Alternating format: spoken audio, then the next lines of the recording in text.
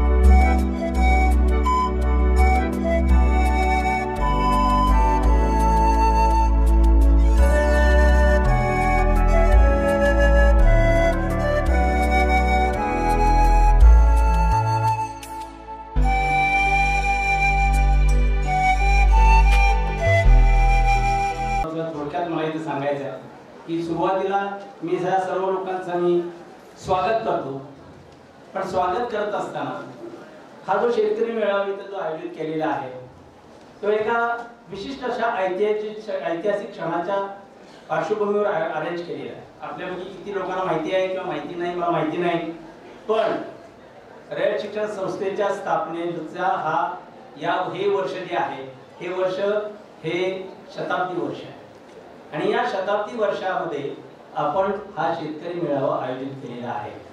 हा एक दुग्ध शर्करा योग आहे असं म्हटलं तरी चालेल आणि अशा या योगाच्या क्षणी आणि ऐतिहासिक पार्श्वभूमीवर आपण इथं साक्षीदार झालात, आपण सर्व इथं साक्षीदार झालात, याबद्दल मी पुन्हा एकदा तुम्हाला सर्व लोकांचं स्वागत करतो।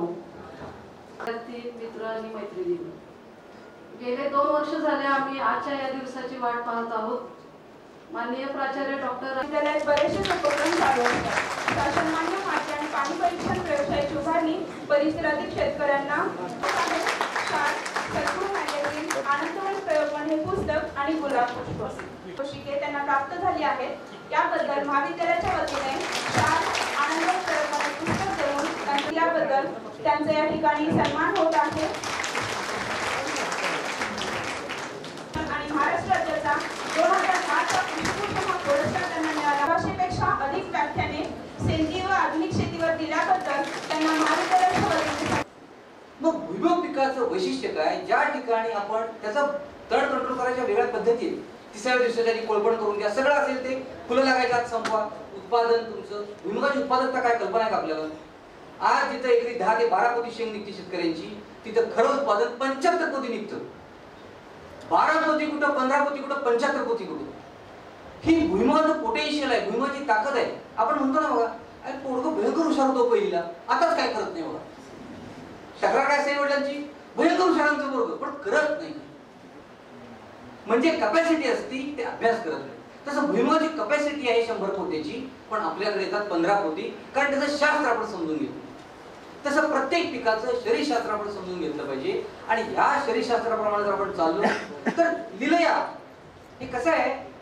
हे बघा, तुम्ही केमिस्ट्रीमध्ये तुम्हाला केमिस्ट्री असेल सगळ्यांना बघायचं बरोबर आहे ना, तुम्ही सीटी करता ना, कन्फर्मेटिव्ह टेस्ट करता ना, हे टाकलं की तिथे ती रिंग आली पाहिजे, तिथं ती रिंग आली तर सिटी झाली बरोबर। तुम्ही घेताना जर्नल मध्ये का करता, तुम्ही नवीन शोध लावत नाही तरी पण लॅब मध्ये काय करता जाऊन तुम्ही। शेती आणि शेतकरी यांच्या भगीरथ परिश्रमाला खऱ्या अर्थानं मूर्त स्वरूप देणारे आपणा सर्वांचं पूज्य दैवत कर्मवीर अण्णा यांच्या प्रतिमेस प्रथमतः अभिवादन करतो। मुळातच शेती, माती, नीती आणि संस्कृती यांची सांगड ज्या रयत शिक्षण संस्थेने घातली त्याचे हे फाउंडर मेंबर। ती ग्रामीण कृषी संस्कृती म्हणजे रयत या शब्दाचा अर्थ जनता, जनार्दन, शेतकरी, ग्रामीण भागातली खेडूत जनता म्हणजे रयत अर्थात शेतकरी वर्ग आणि खेड्यापाड्यातल्या वाडी वस्तीवरल्या बहुजन शेतकरी वर्गातल्या मुला मुलींना खऱ्या अर्थानं शिक्षणाची द्वारे खुली करून द्यायचं काम ज्या संस्थेनं केलं, जे शिक्षण दिलं, मी आता सरांशी बोलत होतो की कमवा आणि शिका हा जो कर्मवाद आहे अण्णांचा, तो तळागाळात आपल्याला श्रमाची घामाची प्रतिष्ठा प्राप्त करून देतो. याचं उदाहरण म्हणजे या ठिकाणी आपण जे सन्मान केलेली जी शेतकरी वर्ग आहे, आता जो आपण जे सन्मानित केली, ही सगळी मंडळी श्रमाची घामाची देवावरती प्रॉस्पेरिटी, त्यांना एक प्रतिष्ठा प्राप्त होते, श्रमाची घामाची प्रतिष्ठा प्राप्त होते. आणि मी आता नकळतपणे सरांना तेच म्हणत होतो, म्हणजे मी जाता जाता एक उदाहरण देईल, कारण बरेचसे या ठिकाणी विद्यार्थी आणि विद्यार्थिनी आहेत. श्रमाची आणि घामाची प्रतिष्ठा काय असते, कमवा आणि शिकाची, त्याचे एक उदाहरण देईल. 1952 साली मिस्टर सी कोक नावाचे एक अमेरिकन मोठे उद्योगपती रयत शिक्षण संस्थेला भेट द्यायला आले होते. आणि त्यावेळेला तिथं काम चालू होतं. तर एक उद्योगपतींनी त्यांनी आपल्या संस्थेत भेट दिली होती, शिवाजी विद्यालयात, शिवाजी त्याच्यामध्ये तिथे. आणि तिथे त्यांनी हे सगळं काम पाहिल्यानंतर अण्णांना म्हटले की आम्ही तिथे उद्योगपती आहोत डॉक्टर सी कोक, तर आम्ही काही तुम्हाला डॉलर्स देऊ इच्छितो, तुमचं एवढं मोठं काम आहे, काही डॉलर्स, अमेरिकन डॉलर्स पैसा आम्ही तिथनं तुम्हाला देऊ इच्छितो. तर त्यावेळेला अण्णांच्या बरोबर जी मुलं होती काम करणारी तिथे, तर त्यांनी खडी फोडली होती, बिल्डिंगला लागणारी बांधकामाला खडी फोडली होती आणि त्याचे ढीग लावले होते असे.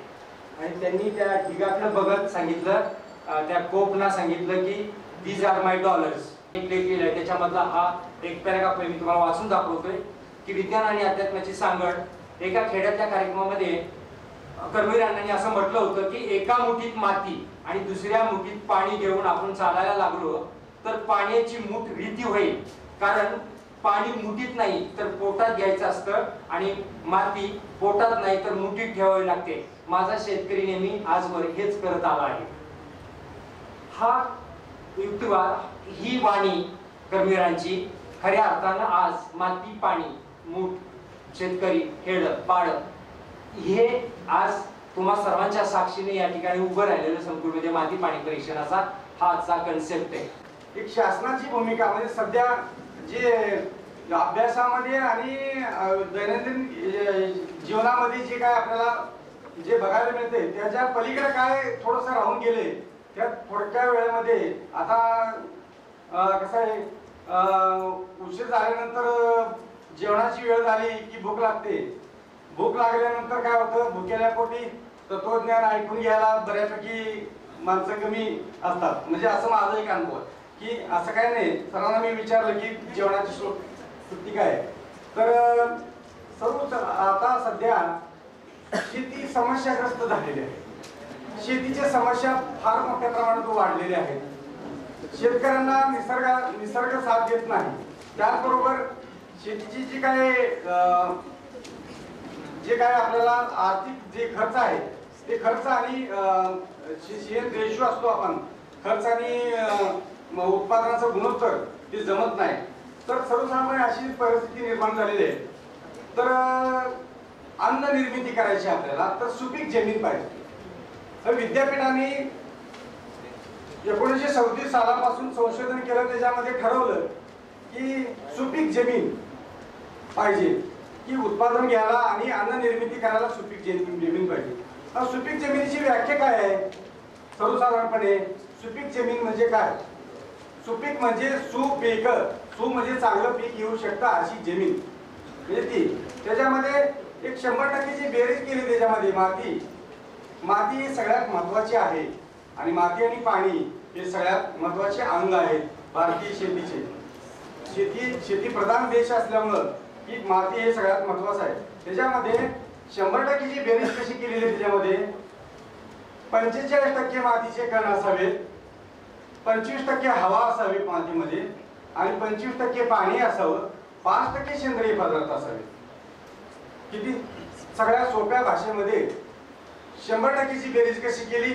45% मातीचे कण असावेत, 25% पाणी असावं, 25% हवा असावी आणि 5% सेंद्रिय पदार्थ असावे.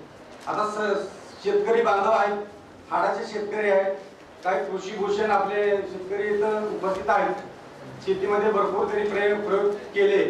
मातीमध्ये पाण्याचं प्रमाण, हवेचं प्रमाण आणि सेंद्रिय पदार्थाचं प्रमाण हे संतुलितपणा राहायला पाहिजे. दोघांचे संगणमत करत असताना या जगाचा पोशिंदा तो शेतकरी आहे. निसर्गाचं पहिलं ताक शेती आहे, त्याच्यावरून गिअर पडून बाकीची जागा चालतात. मग त्याच्यामध्ये जो जगाला पोचतोय की देशाला जेवढी मिलिटरीची गरज आहे तेवढी शेतीची गरज आहे, असा शेतकरी कसा असणं गरजेची आहे बाब आहे. आज तुम्ही बघताय मगाशी विषय काढला कित्येक लोकांना की माझी मुलगी शेतकऱ्याला दिली जात नाहीये. मित्र, हा विचार खोडून काढला पाहिजे. कारण जो जगाला पोचतोय, जो जगाचं पहिलं जाग आहे, जो निसर्गाचं पहिलं जाग आहे, जो सन्मानानं जगतोय, जो सजीवाशी खेळतोय, जो बुद्धीचं काम करतोय, जो मनगटाचं काम करतोय, आणि या शेतकऱ्याच्या मध्ये सगळ्यात महत्वाची गोष्ट आहे बुद्धीची धार आणि मनगटाची ताकद जर घाण ठेवली नाही तर माणसाला स्वाभिमान पिकावर लागत नाही. तुमच्याशी बोलतो की 27 प्रकारच्या भाज्या आज मी विकतोय कराडमध्ये. तुम्ही कोणी लोक पाहत असतील स्वामीचं घाट जो आपला आहे तिथं, त्यावेळेला लोक सहभाग करताना बार्गेनिंग करतात. आणि बार्गेनिंग करत असताना शेतकऱ्याचा माल हा पाडून दिला पाहिजे, पाडून विकता आला पाहिजे किंवा घेता आला पाहिजे, अशी मेंटॅलिटी असते प्रत्येकाची. पण मी अगदी नम्रपणाने सांगतो की मित्र हो, मी माल विकायला आलेलो आहे, स्वाभिमान विकायला नाही. तर नसेल तर मी माल परत देऊ शकतो. हा इतका स्वाभिमान तुमच्यामध्ये जेव्हा निर्माण होईल केव्हा, जर तुम्ही ज्ञानानं समृद्ध असाल तर. कारण सगळ्यात महत्वाची गोष्ट ज्ञान आहे, आणि ते ज्ञान तुमच्याजवळ निर्माण होण्याकरता तुम्हाला वाचन पाहिजे, चिंतन पाहिजे, मनन पाहिजे, श्रवण पाहिजे. मग तुम्ही लोकांच्या पर्यंत गेला. आज तुम्ही सांगितलं की शेतकरी महामोठा मेळावा आहे, पुस्तक छापलं, पॉम्पलेट निघा तुमच्यापर्यंत गेली. किती लोकांना वाटते की माझा व्यवसाय हा अग्रगण्य आणि एक नंबरचा असतो. मी तो विचार करत होतो की सीपीआयनी पाणी प्रयोगशाळा उभी करायची आणि त्या दृष्टीने काही इन्स्ट्रुमेंट्स खरेदी केली, परंतु त्याला शासनाची मान्यता लवकर मिळत नव्हती. ती मला एप्रिल महिन्यामध्ये मिळाल्यानंतर आम्ही असं ठरवलं की एखादा शेतकरी मेळावा घेऊनच आपण त्या प्रयोगशाळेचं उद्घाटन करूया, आणि तो योग आज या ठिकाणी आलेला आहे. आजच्या या कार्यक्रमाच्या निमित्ताने ठोंबरे साहेब असतील, मालेकर साहेबांनी, कोळी साहेबांनी शेती चांगल्या पद्धतीने कशी केली पाहिजे याबद्दल खूप चांगली विस्तृत अशी माहिती सांगितली. त्याबद्दल मी त्यांचे मनपूर्वक आभार मानतो. आणि तुम्हा सर्व विद्यार्थ्यांना मी एक विनंती करेन की आपण आपल्या घरी गेल्यानंतर आपले आई वडील मित्र गावातील काही शेतकरी असतील त्यांना सांगा की आपण शेती जी करतो आहोत ती शास्त्रीय पद्धतीने शेती करूया. आणि ती करण्यासाठीची सुविधा असेल मग सॉइल अँड वॉटर अनालिसिस ची प्रयोगशाळा आमच्या महाविद्यालयामध्ये आहे, अतिशय माफक दरामध्ये या ठिकाणी सॉइल आणि वॉटर अनालिसिस करून दिलं जाईल. हा रिपोर्ट हे हेल्थ कार्ड मिळाल्यानंतर मी असं ठरवतोय की आपण ठोंबरे साहेबांचा जो शेतीचा दवाखाना त्याच्याशी आपण सामंजस्य करार करायचा आहे, एमओयू करायचा. आणि हा रिपोर्ट घेऊन त्यांच्याकडे गेल्यानंतर आपण यापुढच्या कालावधीमध्ये लागणारी खतं कोणती वापरायची, पिकं कोणती घ्यायची, पाणी कशा पद्धतीने द्यायचं या पद्धतीचा ते सल्ला देतील की जेणेकरून हा शेती व्यवसाय असेल या व्यवसायाला प्रतिष्ठा मिळेल. या दृष्टिकोनातून आपल्या हातून काम व्हावं अशा प्रकारची मी अपेक्षा व्यक्त करतो आणि माझं मनोगत देखील थांबवते. समारंभ आणि भव्य शेतकरी मेळावा, या मेळाव्याची तयारी आम्ही जवळपास गेली 2 महिने करतोय. आणि या प्रोसेसमध्ये, या सगळ्या सिस्टीममध्ये, या प्रोग्राममध्ये अनेक मान्यवरांनी आम्हाला चांगल्या पद्धतीने मार्गदर्शन केलं. त्याबद्दल मी सर्वांचं कॉलेजच्या वतीनं आभार मानतो.